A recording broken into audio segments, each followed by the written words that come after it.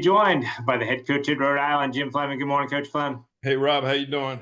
I'm well. Congratulations, you and your guys, off to a 2-0 start in CAA play. 31-17 road win in the rain on Saturday night at Stony Brook.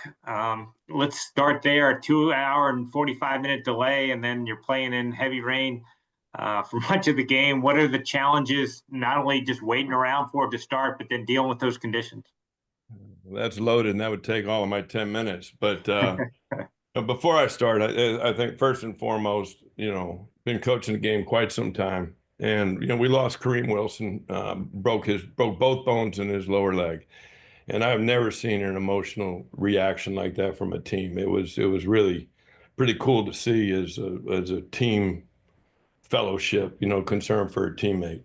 The other component I want to mention is, great thanks to Sean and Stony Brook. I mean, they opened up their indoor facility. Now, that was 300 yards away, so we didn't have to sit in that locker room for 2 hours and 45 minutes. If we had, I think I might have got on a bus and driven home myself. But they gave us, half of that indoor. We had plenty of space. Our equipment people, our medical people did an incredible job, basically moving an entire operation over to their indoor facility, which was fantastic. And, that was true sportsmanship and hospitality from Stony Brook. So I certainly appreciate that. I don't think the score indicated the game. I thought it was a lot closer than that. We certainly thrilled to be able to manage the whole delay and then come out and, we started fast. We got them turning over early, but we came away with no points. I made a coaching error. I probably should have kicked and take 3 points on the road early. Instead, went for it twice for fourth down, and we got stuffed on one. Then we had, another special teams error, which gave them a short field and opportunity to jump up on us pretty quick. But, I thought that our kids, stayed resilient, stayed in the game. And then, of course, to be able to get the ball back with, I think it was 59 seconds, we were thinking we get the ball back at the beginning of the second half, let's go ahead and, manage this. We had a couple of runs. We got about to midfield, then opened it up. And, the operation offensively was very impressive to be able to put us up 14 at halftime. So we went in, we got the ball coming back out in the third quarter, and if we had been able to come out fast and start fast offensively, I thought we had an opportunity to dictate a game. You get 3 scores up on them. I think that they're a very good football team, but vertically pass game is not their thing. If we could got them out of that quarterback run game right now, it would have been a lot easier game for us to defend. But Billy was very complimentary at the end of the game, but I'm very complimentary of him and his program. They played extremely well. I thought they were prepared. I thought they played with great emotion. I knew they would. And, I thought they played, it was a very good football game. We just came up with a couple of huge monster plays that gave us a chance to win. First question for Steve McGowan. Good morning, Steve. Good morning, Rob. Thanks. Morning, Coach. Coach, first, I just want to echo your remarks about the way the team reacted to Kareem's injury. It was indeed emotional and speaks volumes of your leadership and their chemistry.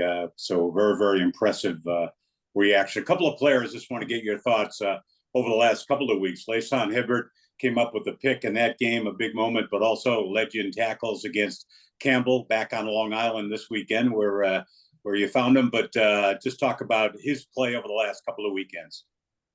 Yeah, he's been impressing me the whole way through all fall camp. We didn't know much about him when we got him because we'd seen him on tape and all. We did our evaluation, but he's got tremendous range and he's just been around the ball. The 2 weeks ago he was our special teams player of the week. I think he had four tackles on special teams.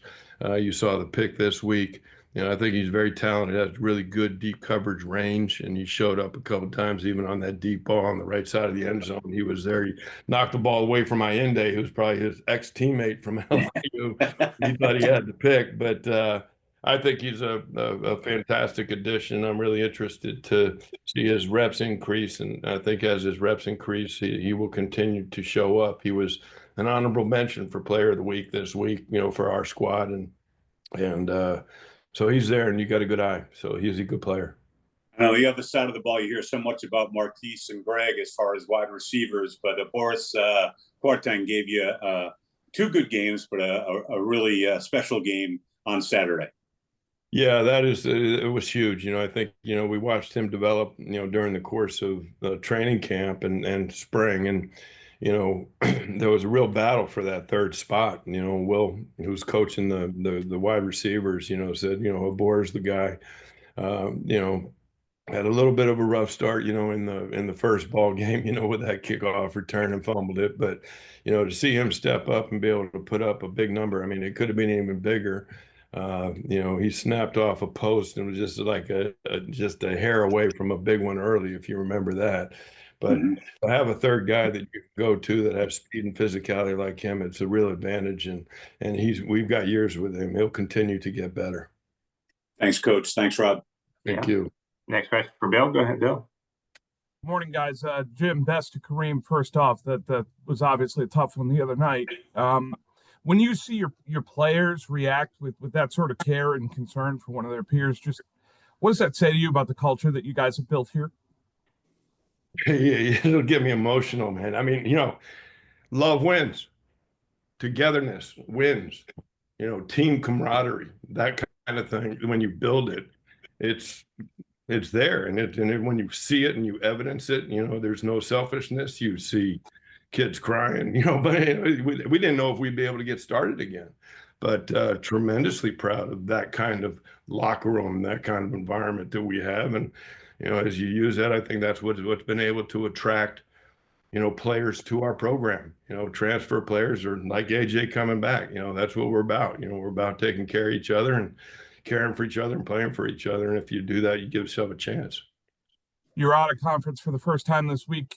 This is a really good regional game with Holy Cross, with the success that you've had and the success that they've had. Just talk about how excited you are to be playing another team close by who has these playoff aspirations like you guys do. I'm not. I wish we hadn't scheduled them. I mean, you saw last year's game. I mean, probably was the game that, set us up to be able to have the year we had, pull that out within 19 seconds. But, you start looking at these guys. I mean, they are lost 2 points at NIU. They closed it with a kickoff return for a touchdown. They get beat by a last-second field goal at New Hampshire. You go back to last year, they're 6-6 football team, and they lost 5 games by a total of 14 points. I mean, it's going to be a battle. I mean, these guys are really good. They're really well coached. I think Danny Kern is a really high-quality coach that is going to have them prepared and ready. And our motto is we got always pushing 3 more feet. I mean, these guys are in that spot. They just need to push through. So.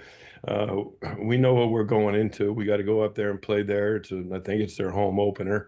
So it's going to be another emotional, physical battle, and we're going to have to play extremely well to be able to think we got a chance to win. So, but you're right. The regional component is huge. And I also think the thing that we all start looking at on this conference call is the CAA versus the Patriot League. I think that's going to be a factor as we go down the road. When it comes playoff selection time. And I thought I'd congratulate New Hampshire for taking care of business for the CAA this weekend, and we'll try to do the same this next weekend. Thanks, Jim. Hey, Merritt, nice win. Jim, we've talked about Devins and a lot over the last couple of years, but Saturday in the rain to throw for 316 and 2 touchdowns and maybe even bigger, no interceptions. How good was that performance in the conditions? I mean, he's getting better and better. I give great credit to the offensive staff. Tyler Loftus is coaching him, but that group in there is really cooking up some good things. And Devin, he everywhere he should have thrown the ball, he threw the ball. Now there was a couple he missed, that he's probably not happy about. There's a couple that could have made a little bit more of a difference. But I mean, the last 2 games he's been playing at a high level, and I think there's still upside for him. He'll continue to improve. I think he's getting coached extremely well, and he's a very level-headed competitor that we got to teach him to slide. I don't like to sit there and teach him to get out of those contexts. He had one early, wasn't a critical down, didn't have to gain it and took a shot, but he's a very valuable player, and he's made our offense go without a doubt, and he's a good captain, good leader. And then defensively, you only allow 7 points after the first quarter, and the first touchdown they allowed obviously was on the short field. that's a pretty good Stony Brook offense with the All-American running back. What were you able to do so well to kind of keep them in check? Well, I think our staff makes tremendous adjustments, whether it's, just settling, stop making some calls or taking some things off they had designed and playing things, fairly vanilla. It was a frustrating game for us, because, our effectiveness on first and second down put us in a lot of short yardage stuff. If we get ourselves into more third and longs, we can have a little bit more fun with our toolbox. But, I think that, looking at what is coming down the road, it certainly seems like, football is really morphing into a quarterback, running back, combination. I mean, you look at the lead rushers throughout the opponents we have to play, it's always the running back and the quarterback's number two. So we have to make sure we tighten up in terms of how we play the quarterback run game. And, they're very fixable and they're sometimes very small details, but it's a frustrating offense to have to deal with.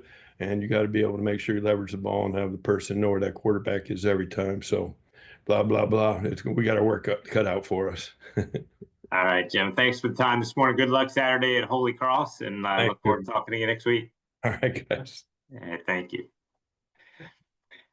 Meeting members on the line, if you have questions for the coaches, just use the chat feature or the raise your hand icon. Now, pleased to be joined on the call by the head coach at Bryant, Chris Merritt. Good morning, Chris. Good morning.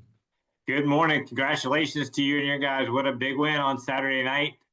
First FBS program win, or first FBS win in program history, 27-20.